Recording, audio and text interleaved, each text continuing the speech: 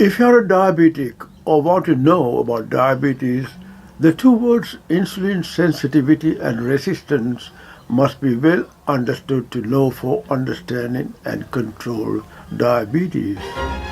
Insulin resistance and insulin sensitivity are two sides of the same coin. If you have insulin resistance, you have a low insulin sensitivity. Conversely, if you are sensitive to insulin, you have low insulin resistance. While insulin resistance is harmful to your health, insulin sensitivity is beneficial as found in non-diabetics. Your insulin sensitivity determines the amount of insulin your body needs to maintain healthy blood sugar levels. The more severe your body's insulin resistance is, the less sensitive to insulin you are. When you have insulin resistance, your cells do not respond to insulin properly. Insulin is a hormone that moves any rich glucose from the foods you eat into your cells. So this resistance leaves you feeling low on energy, hungry, and at risk of developing type 2 diabetes. How do you reverse insulin resistance in prediabetes? Long hours pounding the pavement or the treadmill can increase the amount of cortisol you release and make you more resistant to insulin. Instead, lift weights or try high-impact interval training to improve your metabolic profile in your body. It's all down to a hormone called cortisol. Let's discuss the relationship between high cortisol and insulin resistance.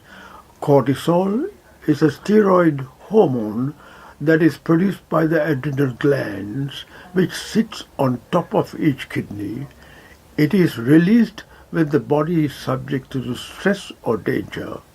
Stress can lead to high cortisol and insulin resistance and high blood sugar levels by interfering with insulin action via several mechanisms, including the direct inhibition of insulin from the pancreas, impaired glucose uptake in the liver, and disruption of insulin signaling in the muscles. A slow, steady walk for a few hours a day at intervals will produce less cortisol, and you are more likely to be insulin sensitive to maintain a normal blood sugar range. Physical activity and losing weight if you need to may help your body respond better to insulin.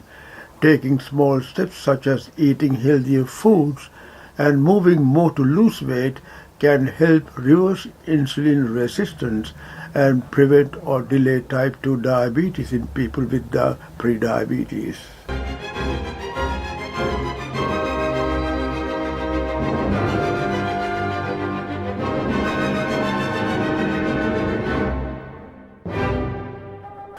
Exercise really is the best way to become more insulin sensitive, as much muscle contractions increase the glucose receptors on your cell walls, allowing more glucose to be utilized as energy. Non-diabetics have very low or no insulin resistance, and their blood sugar levels are well maintained at healthy levels. Diabetics have various levels of insulin resistance, and blood sugar levels need to be controlled with diet, exercise, medication, and keeping your weight within the normal range for your age.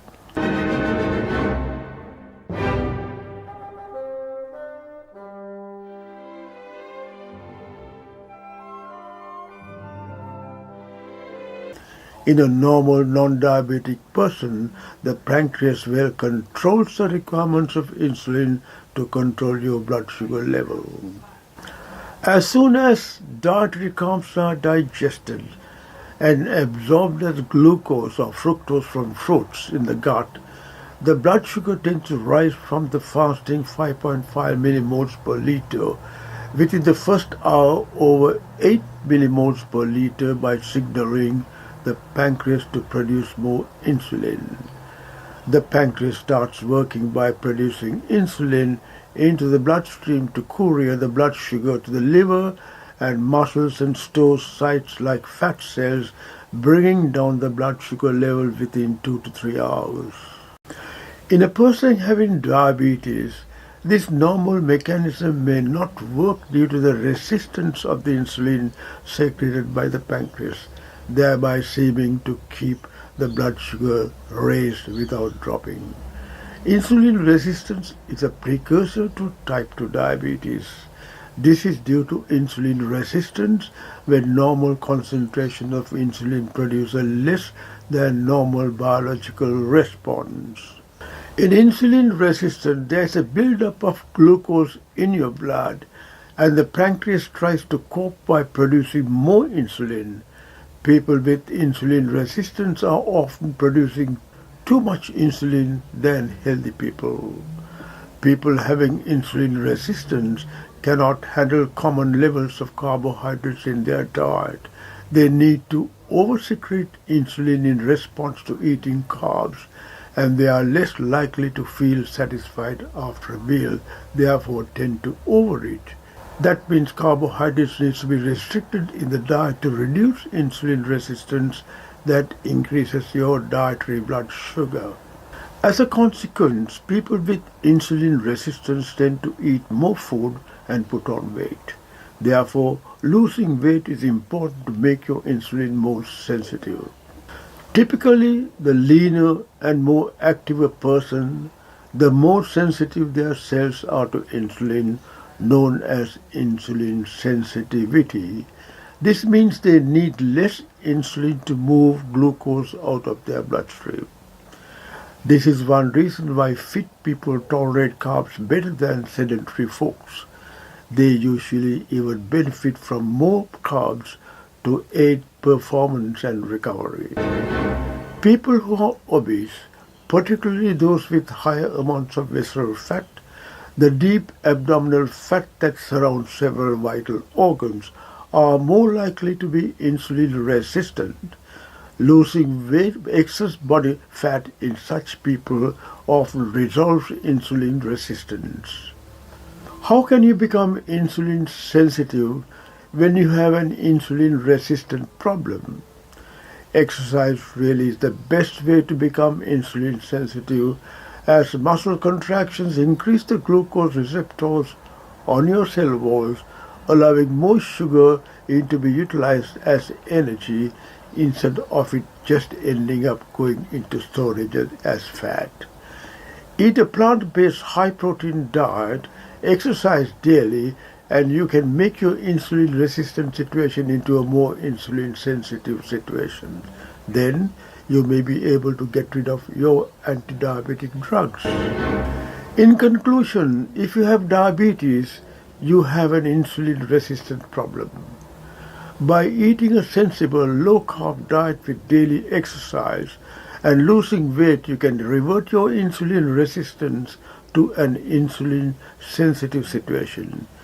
That is how you revert your diabetes situation to a non-diabetic one. You cannot cure diabetes, but you can reverse it. Hope you will benefit from this video talk. Stay safe and goodbye for now.